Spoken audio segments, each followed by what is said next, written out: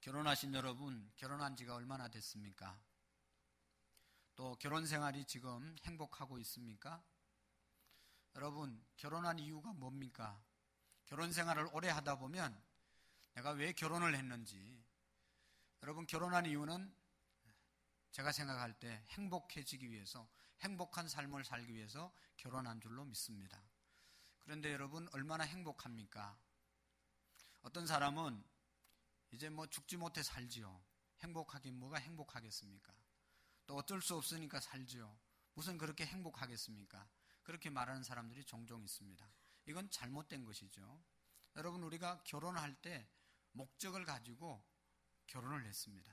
또 결혼 생활이 그 목적대로 잘 이루어져야 정상적인 것입니다. 그런데 오랫동안 우리가 결혼 생활 하다 보면 무덤덤해지고 목적이고 뭐고 그냥 사니까 사는 그런 가정들이 많이 생기죠. 이건 참 불행한 겁니다. 여러분, 가정이 결혼할 때처럼 그런 행복하기 위해서 했던 것처럼 행복이 회복되는 은혜가 있기를 축원합니다.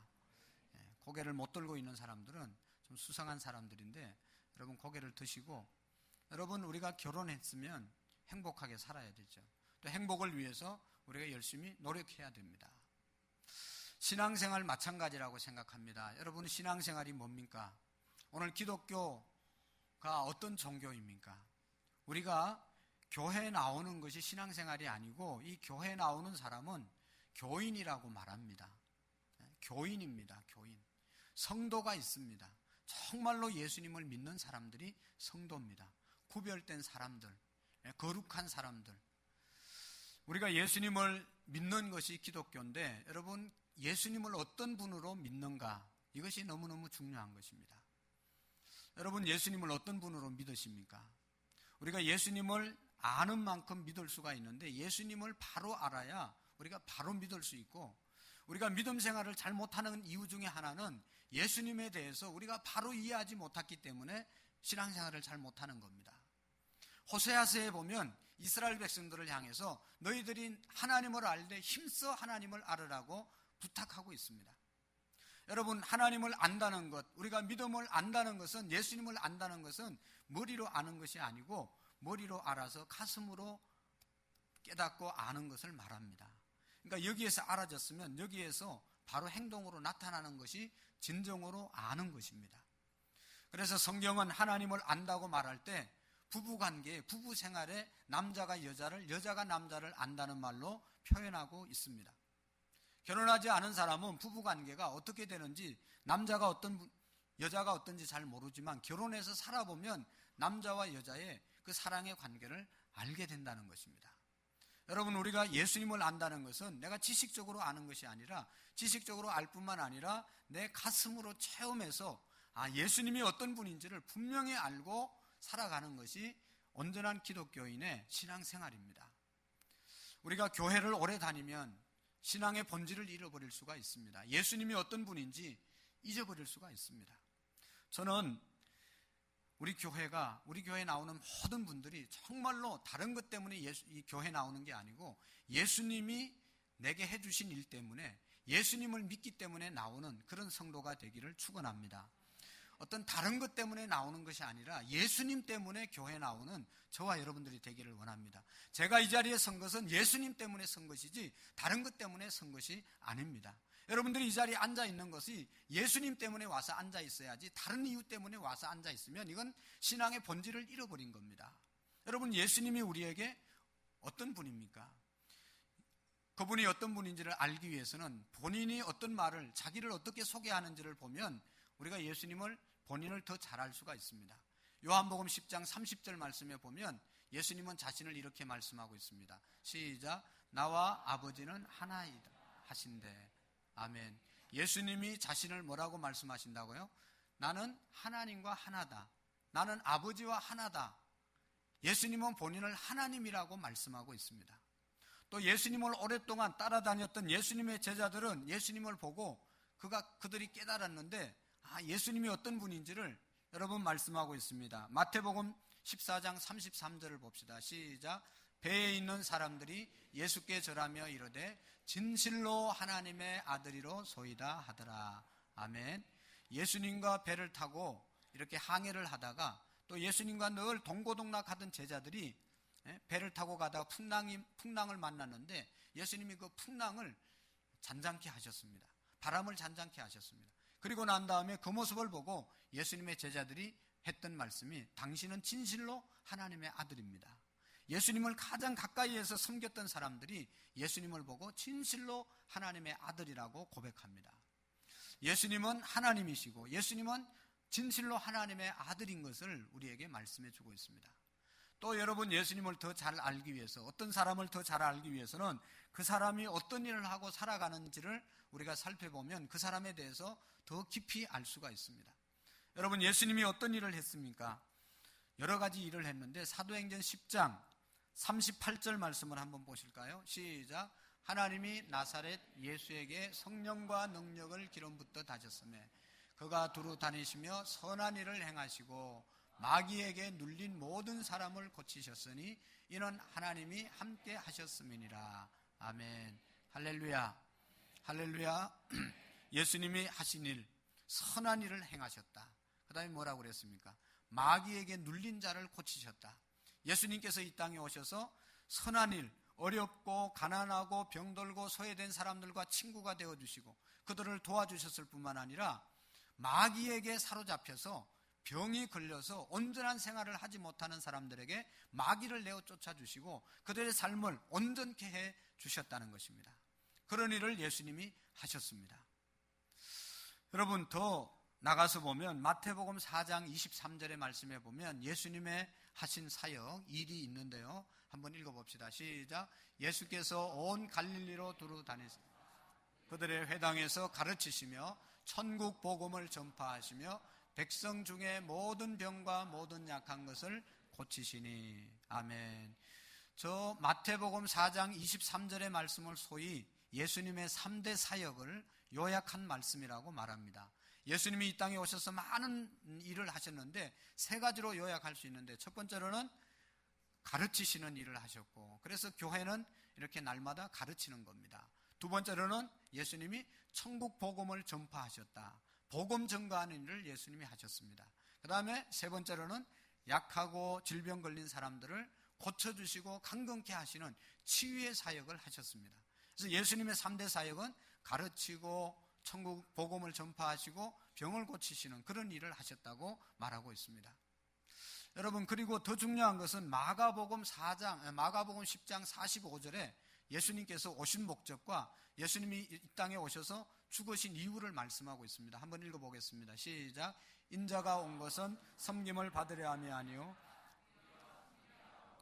자기 목숨을 많은 사람의 대속물로 주려 함이니라. 아멘. 여러분, 예수님께서 이 땅에 오신 이유, 예수님이 이 땅에서 사시다가 십자가에서 죽으신 이유에 대해서 분명하게 말씀하고 있습니다. 여러분, 우리는 정말로 예수님을 믿는데 예수님이 저런 분이기 때문에 믿는 것입니다. 예수님은 섬김을 받으러 오신 분이 아니고 섬기러 이 땅에 오셨고 자기의 목숨을 많은 사람의 대속물로 주기 위해서 이 땅에 오셨다고 말씀하고 있습니다. 그래서 예수님이 죽으신 것은 죄가 있어서 죽은 거 아니잖아요. 예수님은 성령으로 잉태하셔서 원죄가 증가되지 않았는데 아무런 죄가 없으신 분인데 죄 있는 분들의 죄를 대신 지시기 위해서 대속의 죽음을 십자가에서 죽으신 것입니다. 다시 말하면 죄진 사람, 저와 여러분들이 죄값을 받고 심판을 받아야 됨에도 불구하고 우리의 심판을 대신 예수님이 십자가에서 짊어지셨다는 것입니다. 그러니까 저는 오늘 성령을 통해서 여러분, 다른 것보다 이 예수님이 대속의 죽음, 죽으셨는데 그 예수님이 대신 죽은 사람 중에 나 한 사람이 나를 위해서 예수님이 십자가에 돌아가셨다는 사실이 깨달아지고 믿어지는 그런 은혜가 있기를 축원합니다. 나를 위해서 여러분 내 죄를 대신 지어준 사람이 있다고 하면 그분을 위해서 내가 어떻게 살겠습니까? 그분을 대하는 태도가 어떻겠습니까? 내가 정말로 어려워졌는데 나를 도와주고 내가 죽을 죄를 짓는데 내 죄를 대신 죽고 죽은 사람이 있다고 하면 그 사람을 위해서 내가 어떻게 살겠습니까? 그 사람을 사랑하지 않겠습니까? 그 사람을 우리가 대접하지 않겠습니까? 그 사람을 우리가 소중하게 여기지 않겠습니까? 그 은혜를 잊지 않겠습니까? 예수님이 나를 위해서 십자가에 죽으셨다는 사실을 믿는 사람들이 그 믿음의 생활이 나를 위해서 죽으신 그분을 위해서 참되게 예배하게 되고, 그분을 위해서 내가 헌신하게 되고, 그분을 위해서 내가 시간을 드리게 되고, 그분을 위해서 내가 소중한 것을 드리면서 사는 삶이 예수님이 나를 위해서 십자가에서 죽었다고 하는 사실을 믿으면서 살아가는 삶이라고 믿습니다. 예수님은 우리를 위해서 모든 십자가 위에서 물과 피 한 방울 남기지 않고 다 쏟아주신 분이 예수님이십니다. 어느 나라에 큰 나라에 임금님이 계셨는데 그 공주가 있었는데 이 공주가 병이 들었습니다. 날마다 점점 병이 중해져서 알아서 이제 죽게 될 지경에 이르렀습니다. 그래서 임금님은 광고를 냈습니다. 내 딸을 고쳐주는 사람은 공주와 결혼을 시키고 나라의 절반을 주겠다. 광고를 붙였습니다. 옆에 나라에 왕자 3명이 살고 있었는데 그 사실을 이 왕자가 알게 되었죠. 이 왕자들에게는, 세 왕자에게는 3가지 각각의 아주 귀중한 물건이 있었는데 그 첫 번째 왕자에게는, 첫째 왕자에게는 아무리 멀리 있어도 다 이렇게 볼 수 있는 만안경을 가지고 있었습니다. 그리고 두 번째 왕자에게는 빨간 양탄자인데 그것을 타면 세계 어디든지 빠른 속도로 날아갈 수 있는 양탄자를 소유하고 있었습니다. 세 번째 왕자에게는 어떤 병에 걸렸든지 그 사과를 먹으면 병이 낫는 그런 아주 이상한 사과를 가지고 있었습니다. 첫째 왕자가 이 이웃 나라의 공주가 아파서 죽어가는 모습을 만안경으로 보게 됐습니다. 동생들을 불러서 야, 저기 가서 공주하고 결혼하면 나라의 절반을 주고 공주와 결혼할 수 있다. 그런 이야기를 해서 두 번째 왕자가 가지고 있는 양탄자 위에, 빨간 양탄자 위에 세 형제가 타고 날아갔습니다. 날아가서 공주를 만나서 세 번째 왕자가 가지고 있던 사과를 주면서 그것을 먹여서 이 공주의 병을 고쳐 주었습니다. 공주가 병이 난 소식을 듣고 온 국민들이 기뻐하고 왕이 얼마나 기뻐하는지 모릅니다. 그래서 왕이 찾아와서 이제 문제가 생겼습니다. 세 왕자들이 다 이 공주하고 결혼을 하려고 하니 한 사람하고 결혼을 시켜야 될 텐데 누구하고 결혼을 시켜야 될까 고민이 생긴 겁니다. 그래서 여러분, 이 임금님이, 왕이 세 왕자에게 물었습니다. 첫 번째 왕자에게 당신이 말한 만안경 그거 어디 있습니까? 좀 보여주세요 하고 이야기하니까 이 첫 번째 왕자가 만안경을 내놓으면서 자랑을 했습니다. 이거는 어디든지 볼 수 있는, 아무리 멀리 떨어져 있어도 훤하게 볼 수 있는 만안경입니다. 그러면서 자랑을 했습니다. 두 번째 왕자가 당신이 자랑하는 하늘나라를 나는 양탄자를 보여주세요 라고 얘기했을 때 둘째 왕자가 자랑하는 그 마법의 양탄자를 보여주면서 여기 있습니다 하고 내놓았습니다. 그 다음에 세 번째 왕자에게 당신이 가져온 것은 뭡니까? 물으니까 저에게는 없습니다. 왜냐하면 사과가 있었는데 그 사과를 공주에게 먹여서 공주의 병을 낫게 하고 난 다음에 사과가 없어졌습니다. 그런 이야기를 했습니다. 이때 이 왕은 이제 결정하게 되었습니다. 자기가 아끼고 사랑하는 그 사과를 먹여서 사과가 없어짐으로 인해서 공주의 병이 나은 이 세 번째 왕자에게 결혼을 시켰다는 이야기가 있습니다. 하나밖에 없는 사과를 내 딸의 목숨을 구하기 위해서 내놓았기 때문에 당신하고 내 딸을 결혼시키겠다. 그런 이야기를 했다는 겁니다. 사랑하는 성도 여러분, 마찬가지로 하나님이 우리를 살리기 위해서 하나밖에 없는 하나님의 아들 독생성자를 우리에게 주셨다는 것입니다. 우리를 죽음에서 건져 영원한 생명을 주시기 위해서 독생자를 아낌없이 우리를 위해서 주셨습니다. 그 아들 예수님은 십자가에 달려 물과 피를 다 쏟으시고 죽으셨습니다. 이것이 하나님이 우리 인간을 사랑하신 사랑입니다. 여러분, 요한복음 3장 16절 17절 말씀은 이렇게 말씀하고 있습니다. 한번 읽어보겠습니다. 요한복음 3장 16절 17절 시작. 하나님이 세상을 이처럼 사랑하사 독생자를 주셨으니 이는 그를 믿는 자마다 멸망하지 않고 영생을 얻게 하려 하심이니라. 아멘. 하나님은 하나밖에 없는 아들 독생성자 예수님을 우리를 위해서 내어주신 분이 하나님이시고 그 사랑이 하나님의 사랑이라는 것을 우리에게 기억해야 합니다. 하나밖에 없는 아들을 우리를 위해서 물과 피를 다 쏟게 만드신 그래서 우리를 구원해 주신 사랑이 하나님의 사랑입니다. 여러분, 인간의 사랑은 여러 가지가 있습니다. 인간의 사랑은 첫 번째로 때문에 사랑이 있습니다. 무엇 때문에 사랑합니다. 당신이 나한테 잘해줬기 때문에 내가 사랑하고, 나는 당신의 사랑을 입었기 때문에 사랑하고, 무슨 이유가 있기 때문에 사랑하는 사랑이 있습니다. 상대방이 나에게 이렇게 해주었기 때문에 나도 이렇게 사랑한다. 내가 상대방을 사랑하는 것도, 또한 상대방의 사랑을 받는 것도 상대방 때문에 한 것이 있기 때문에 하는 사랑이 있습니다. 또한 이런 사랑도 있습니다. 만일 뭐뭐라면 사랑이 있습니다. 상대방이 나에게 이렇게 해준다면 나도 이렇게 사랑하겠다. 라면의 사랑이 있습니다. 조건적인 사랑입니다. 사랑을 베풀어 줬기 때문에, 이만큼 사랑했기 때문에 나도 이만큼 사랑하고, 이만큼 사랑받았기 때문에 이만큼 사랑하고, 이만큼 사랑을 받았기 때문에 이만큼 사랑하는, 무슨 때문에 사랑, 만일이라고 하는 그런 사랑이 있습니다. 여러분, 세 번째 사랑이 있습니다. 마침표 사랑이 있습니다. 이 사랑은 이유도 없고 조건도 없는 사랑입니다. 그냥 사랑한다는 사랑입니다. 사랑의 앞뒤 좌우를 재지도 않고 무조건 사랑하는 사랑, 이것이 성경이 말하는 아가페 사랑이고 하나님이 우리를 사랑한 사랑입니다. 오늘 하나님께서 저와 여러분들을 사랑한 것은 우리가 무슨 선한 일을 행했기 때문에, 우리가 의롭기 때문에, 우리가 착하기 때문에, 우리가 교회를 열심히 나와서 예배하기 때문에 우리를 사랑하는 것이 아니라, 로마서 5장 8절 말씀을 보십시오. 시작. 우리가 아직 죄인 되었을 때 그리스도께서 우리를 위하여 하나님의 사랑을 확정하셨느니라. 아멘. 오늘 저와 여러분들이 이 자리에 나와서 예수님을 믿고 찬양하고 하나님의 사랑을 입은 것은 우리가 선한 일을 행할 때 우리를 부르는 것이 아니라, 우리가 죄인 되었을 때, 하나님 모르고 말씀 모르고 예수님 모르고 죄 짓고 살아갈 때 하나님이 벌 주시지 아니하시고 인내하시고 참으셨다가 우리를 불러주셨기 때문에 이 자리에 있다는 것입니다.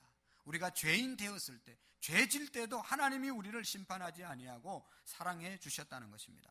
우리가 사랑받을 자격이 없을 때 우리를 위해서 십자가에서 하나님의 아들 예수 그리스도를 죽게 만들었습니다. 그리고 우리를 구원해 주셨습니다. 여러분, 자녀가 아무리 많아도, 자녀가 많다고 한 자녀, 어떤 자녀는 사랑하지 않은 자녀가 어디 있겠습니까? 하물며 하나밖에 없는 아들, 독생성자 예수님을 우리에게 보내주신 그 사랑 얼마나 크고 위대합니까? 그래서 요한복음 3장 16절에 보면 하나님이 세상을 이처럼 사랑하사 독생자를 주셨다고 말씀하고 있습니다. 하나님이 주신 선물은 우리를 이처럼 사랑해 주셨다. 독생자를 주시는 사랑, 그것을 하셨다는 것입니다. 이처럼 사랑한다는 말은 우리가 지은 죄의 대가로 죽어야 할 우리를 대신해서 하나님의 독생자 예수가 십자가에서 조롱당하고 못 박히고 채찍 맞고 물과 피를 다 쏟게 할 만큼 하나님이 우리를 사랑하셨다는 것입니다. 하나님은 친히 자기 자신을 우리에게 아들을 선물로 주신 것입니다. 여러분, 이것이 하나님의 사랑입니다. 오늘 빌립보서 2장 6절 8절도 한번 읽어보실까요? 시작. 그는 근본 하나님의 본체시나 하나님과 동등됨을 취할 것으로 여기지 아니하시고 오히려 자기를 비워 종의 형체를 가져 사람들과 같이 되셨고 사람의 모양으로 나타나셨으니 까지 십자가에 죽으심이라. 아멘. 할렐루야. 여러분 믿습니까? 예수님은 하나님이었습니다. 하나님과 동일한 분이었습니다. 그렇지만 인간의 몸을 입고 이 땅의 낮은 자리에 이 죄인들의 몸을 입고 오신 이유는, 낮고 천한 이 자리에 오신 이유는 우리를 구원하기 위해서, 하나님께 복종해서 십자가에 죽고 우리를 구원하기 위해서 이 땅에 오셨다는 것입니다. 우리 기독교가 처음 들어왔을 때 우리나라에 한 동네에 예수님을 잘 믿는 뱃사공이 있었습니다. 이 뱃사공은 배운 것도 없고, 그래서 이 뱃사공의 일을 했습니다. 배를 이제 이렇게 띄워서 이쪽 동네에서 저쪽으로 가는 사람을 태워서 옮겨주고, 또 저쪽 사람이 이쪽으로 오면 또 이렇게 실어 나르는 그런 일을 했습니다. 어느 날은 두 신사가 배에 올랐습니다. 한 사람은 일본에서 막 공부를 마치고 돌아온 유학생이었습니다. 멋진 교복을 입고 모자를 쓰고 옆에는 많은 책을 가득 들고 이제 배를 탔습니다. 일본에서 돌아오는 유학생이었습니다. 일본에서 배운 것을 고국에 돌아와서 마음껏 펼쳐보겠다고 하는 얼굴에 아주 희망과 비상함이 묻어 있었습니다. 또 한 사람은 갓을 쓰고 도포를 입고 벼슬을 하는 사람처럼 유학을 한 그런 유학자였습니다. 이 두 사람을 태우고 사공은 그냥 힘껏 노를 저으면서 찬송을 부르면서 이제 노를 저었습니다. 하늘 가는 밝은 길이 내 앞에 있으니 라면서 찬송을 열심히 부르면서 힘껏 노를 저으니까 갓을 쓰고 도포를 입은 이 양반이 이야기했습니다. 사공을 부르면서 좀 무시하는 말투로, 아니 힘들지 않냐, 노젓기도 힘든데 내가 보아하니 예수장이 같은데 그렇게 노래는 안 부르고 노나 열심히 졌지 무슨 그렇게 노래까지 부르냐, 그러면서 노래를 찬송을 못하게 했습니다. 그때 이 사공은 기회를 놓치지 않고, 저는 예수 믿는 사람입니다. 선생님도 예수님을 믿어야 소망이 있고 행복해질 수 있습니다. 우리나라가 예수님 믿어야 소망이 있습니다. 그렇게 아주 예수님을 열심히 복음을 전거했습니다. 그 이야기를 듣던 이 일본 유학생이 고개를 돌리면서, 아니 신학문을 해야지, 공부를 많이 해야지 우리나라가 소망이 있지 무슨 예수 믿어가지고 소망이 있냐고 무식한 뱃사공 하면서 속으로 욕하고 중얼거렸습니다. 이 갓을 쓴 이 어른도 마찬가지였습니다. 우리가 한문을 알고 우리 것을 알아야지 무슨 예수 믿어서 나라가 소망이 있냐고 일순간에 이 뱃사공의 전도를 무시했습니다. 그러면서 두 사람이 신학문이 좋다, 구학문이 좋다, 어떤 것이 좋다, 서로가 자기가 배운 것이 더 좋다고 옥신각신하고 서로 잘남을 자랑하고 있을 때 바람이 확 불어와가지고 배가 휘떡 뒤집혀가지고 퐁당 다 빠졌습니다. 세 명이 다 빠졌습니다. 그냥 살려달라고 살기 위해서 발부둥 치다가 결국은 뱃사공이 빨리 배를 뒤집어서 빠져 헤엄도 못하는 두 사람을 건져서 배에 실었습니다. 싣고 난 다음에 그 사람들의 꼴을 보니까 뭐 유학생 교복 다 젖고 그냥 모자 어디로 날아가고 책 다 잊어버리고 그냥 물에 빠졌던 생쥐처럼 그렇게 해서 올라왔습니다. 갓을 쓰고 도포를 입고 아주 멋있게 생겼던 이 벼슬을 하는 사람도 마찬가지로 갓은 어디로 가고 없고 옷은 다 풀려가지고 그냥 허겁지겁 배에 올라온 꼴이 그냥 말이 아니었습니다. 그때 이 사공은 이야기했습니다. 조용히 입을 열었습니다. 신학문이든 구학문이든 배워서 어디 있습니까? 자기 목숨 하나 못 구하면서 헤엄이나 배우십시오. 그런 이야기를 했다고 합니다. 여러분, 예수님께서 말씀, 천하를 얻고도 제 목숨을 잃으면 무엇이 유익하리요? 하나님께서는 물에 빠져 죽어가는 우리를 건져내어 우리에게 새 생명을 주셨습니다. 만왕의 왕이시고 만유의 주가 되신 주께서 피 한 방울 물 한 방울까지 다 쏟으시고 십자가에서 죽으심으로 자기 생명을 우리에게 주셨습니다. 여러분, 이것이 가장 큰 귀한 선물입니다. 이것이 바로 오늘 저와 여러분들이 붙잡아야 될 기독교의 믿음의 본질인 것입니다. 오늘 우리가 예수님을 믿어야 될 이유가 있다면 바로 십자가 위에서 우리의 모든 죄를 위해서 피 흘려 돌아가시고 또 3일 만에 부활하셨기 때문에 우리가 예수님을 믿는 것입니다. 나 같은 사람이 이 큰 선물을 받을 수 있을까? 나는 배운 것도 없고 가진 것도 없고 변변치 하는 것도 없는데 못된 짓만 했는데 이 은혜를 내가 어떻게 입을 수 있을까? 우리는 생각해 봅니다. 그러나 여러분, 예수님은 의인을 부르러 온 것이 아니고 죄인을 부르러 오셨다고 말씀하고 있습니다.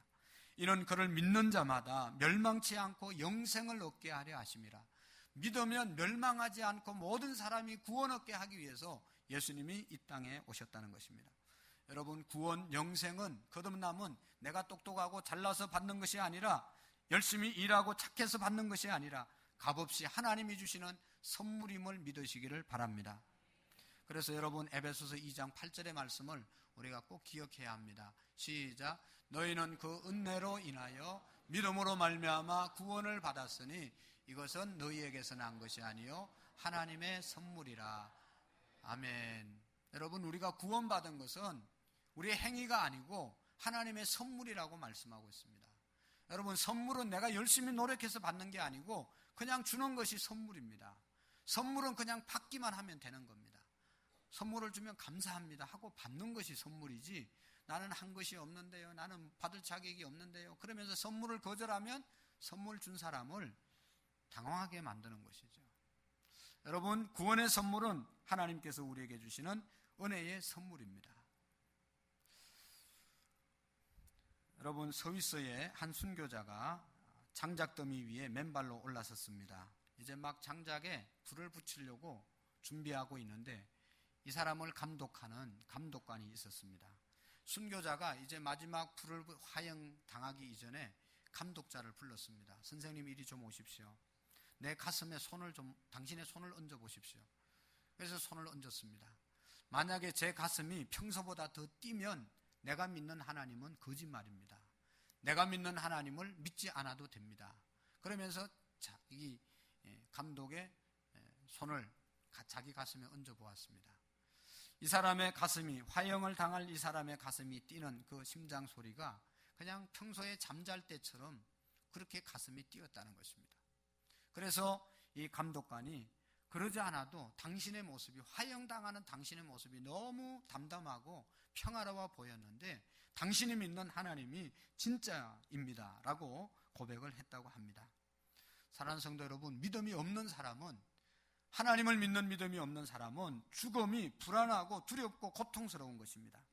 하지만 오늘 예수 그리스도를 구주로 믿는 저와 여러분들에게 있어서 이 죽음은 여러분 하나님 앞에서는 하나의 과정이고 천국과는 하나의 과정이기 때문에 고통스러운 것이나 두려운 것이 아님을 우리가 깨닫게 됩니다. D.L. 무디라고 하는 선생님은 여러분, 세상이 점점 멀어지니 천국 문이 열리는 것을 보이는구나. 이제 죽음 앞에서 세상은 점점 멀어지고 천국 문이 점점 다가오고 있다고 그는 고백했습니다. 왜 그랬습니까? 예수님을 믿기 때문에, 예수님이 우리에게 영생을 주셨기 때문에, 이 땅을 떠나더라도 영원한 생명을 얻기 때문에 그런 고백을 할 수가 있었던 것입니다. 자, 마지막으로 요한복음 5장 24절 말씀을 여러분 우리가 다 마음속에 새기고 이 은혜를 우리가 간직할 수 있기를 바랍니다. 시작. 내가 진실로 진실로 너희에게 이르노니 내 말을 듣고 또 나 보내신 이를 믿는 자는 영생을 얻었고 심판에 이르지 아니하나니 사망에서 생명으로 옮겼느니라. 아멘. 여러분, 우리가 교회 나오는 것은, 예수님 믿는 것은 뭘 하는 것이 아닙니다. 내가 구원받았다는 사실을 믿는 것이고, 내가 구원받는데 내가 한 일은 없고 하나님께서 다 해주셨다는 사실을 받아들이는 것입니다. 그리고 기뻐하고 그 사실을 믿으면 얼마나 기쁘겠어요. 그러면서 사는 것이 그리스도인의 삶인 것입니다. 오늘 우리는 하나님의 말씀을 듣고 예수님을 믿는 자는 영생을 얻었고 심판에 이르지 아니하느니 사망에서 생명으로 옮겨진 존재임을 믿으시기를 바랍니다. 이보다 더 큰 기적은 없습니다. 이보다 더 큰 은혜는 없습니다. 여러분, 우리가 구원받기 위해서 한 일은 아무것도 없습니다. 모든 것이 다 하나님께서 하신 것입니다. 이제 중요한 것은 여러분 어떻게 살아야 되겠습니까? 구원받은 하나님의 자녀들이 어떻게 살아야 되겠습니까? 첫 번째로는 이 사실을 믿음으로 사셔야 되는 겁니다. 하나님이 독생자를 내게 주셔서 그분이 십자가에서 죽으심으로 내가 받을 모든 저주, 우리의 가정이 받을 모든 저주, 우리의 민족이 그동안 우상숭배에서 받아야 될 모든 저주를 그분이 담당하셨다. 이건 믿고 살아가는 것입니다. 두 번째로 우리가 해야 할 일은 우리의 모든 저주를 끊으신 그분 앞에 감사하면서 살아가는 겁니다. 여러분, 범사의 모든 일에 감사하라고 말씀했잖아요. 그러니까 어떤 물질적인 것 때문에 감사하는 것이 아니라 구원받은 은총을 생각하면 범사의 모든 일에 우리가 감사할 수 있습니다.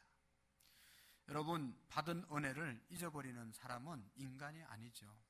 여러분, 부모님의 은혜를 잊는 그런 자식이 있다면 그 자식은 불효자입니다. 정말로 우리가 살아가면서 우리에게 은혜를 베푸신 부모님의 은혜를 잊지 않고 살아가는 사람, 그 사람이 효자이고 인간인 것이죠. 오늘 우리가 하나님 아버지의 은혜를 입고 살아가는 하나님의 백성들이 하나님의 은혜를 입지 않고 그분을 예배하면서, 참되게 예배하면서 나날이 살아가는 것이 성도의 삶인 줄로 믿습니다. 여러분, 2014년도는 이 구속의 은혜를 우리가 잊지 않고 모일 때마다 찬양하고 모일 때마다 온전하게 예배를 드리고 여러분, 하나님의 은혜에 길이길이 찬양하는 저와 여러분들이 될 수 있기를 축원합니다. 기도하시겠습니다. 살아계신 하나님 아버지, 나의 행한 죄와 또 우리의 조상들로부터 내려오는 죄 때문에 영원히 멸망을 받을 수밖에 없는 저희들, 예수 그리스도의 십자가의 공로와 보혈로 구원받게 하심을 감사합니다. 하나님 아버지, 구속의 은총이 우리의 심령 속에 뜨겁게 일어날 수 있도록 도와주옵소서. 하나님 신앙생활, 하나님을 믿는 생활, 무엇을 하는 행위가 아니라 믿음으로 나간다는 사실을 우리가 잊지 않고 우리를 위해서 하셨던 구속의 은혜를 잊지 않고 찬양하며 참되게 예배하는 자들로 세워 주옵소서. 예수님의 이름으로 감사하며 기도하옵나이다. 아멘.